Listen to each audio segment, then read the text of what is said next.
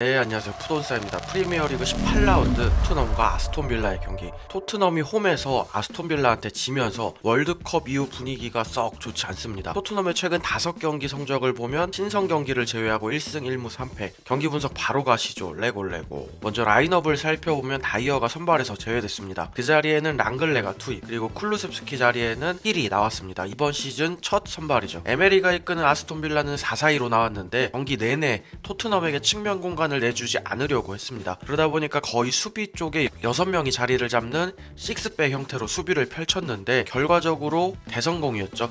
역시 오늘도 토트넘은 높은 위치에서부터 압박을 하면서 라인들을 올린 채로 경기를 했는데 지난 경기와 비교하면 압박의 강도는 조금 낮은 느낌이었습니다. 전반 18분 손흥민 선수의 리커버리 장면. 빌드업 과정인데 누가 보면 비수마, 호이베르, 손흥민 3미들인 줄 알겠어요. 손흥민 선수가 볼을 받는 과정에서 뒤쪽을 살피다가 공이 튀면서 베일리에게 공을 뺏긴 이후 다시 수비해낸 장면인데, 근데 마스크가 시야적으로 좀 답답했는지 그냥 벗어버리더라고요. 오늘도 경기는 답답했습니다. 공격이 참 답답했는데 오늘 유독 많이 보였던 장면이 아스톤빌라가 윙어들을 내려서 토트넘에게 측면 공격을 안 내주니까 토트넘 공격수들이 상대 뒷공간을 노리는 시도를 했는데 중원에서 이런 움직임을 전혀 살리지 못했습니다. 콘테 감독이 경기 이후 인터뷰에서 창의적인 선수가 부족하다고 대놓고 이야기를 할 정도였죠. 그나마 상대 뒷공간으로 패스가 들어가면 공을 받는 건 손흥민 선수가 아닌 페리시치. 이 장면도 페리시치가 침투하고 랑글레가 패스를 넣어줬는데 페리시치 트래핑이 길어지면서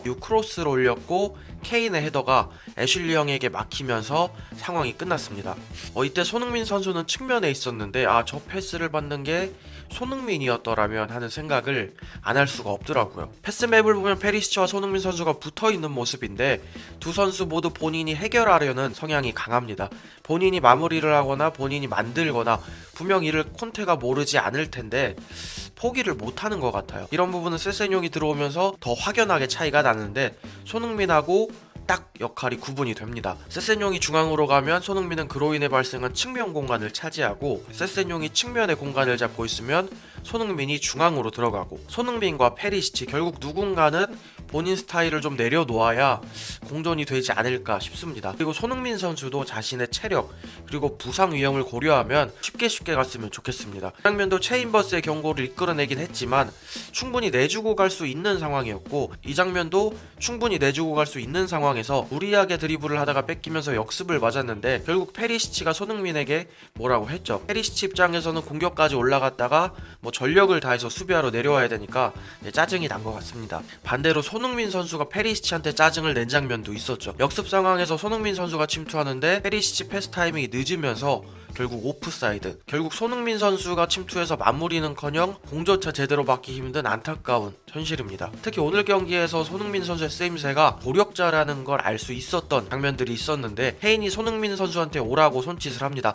그러자 손흥민 선수가 움직이고 로메로가 손흥민 선수한테 패스. 이제 이걸 손흥민 선수가 침투하는 케인에게 스루 패스 시도. 이런 장면이 해당 경기에서 3-4번은 나온 것 같은데 반복된다는 건 결국 콘테 감독의 부분 전술이라는 거죠. 손흥민이 움직여서 연결하고 케인이 마무리 짓는 그림. 케인이 손흥민 선수에게 연결해주던 걸 이제 반대로 하는 거죠.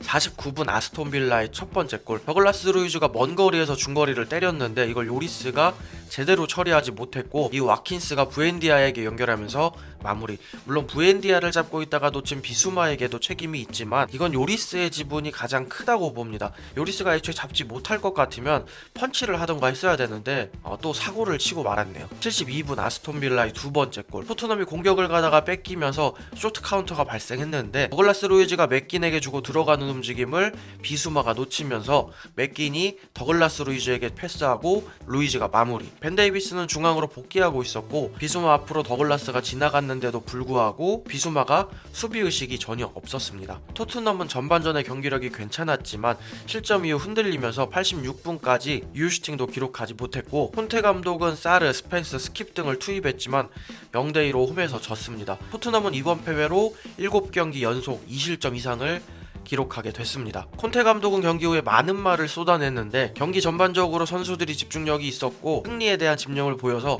실망스럽진 않다. 솔직히 말하자면 나는 내 의견을 클럽에 전달했고 팬들은 최고의 상황을 누릴 자격이 있지만 아마 6위, 7위, 5위 혹은 4위가 최고의 성적일 것이다. 여름에 토트넘이 우승 후보라는 말에 사람들이 미친 줄 알았다. 우승은 그만큼 탄탄한 기반이 있어야 되고 최소한 14명, 15명의 우수한 선수가 필요하다. 이적 시장마다 60M, 70M 수준의 선수를 2명 이상씩은 데려와야 가능하다.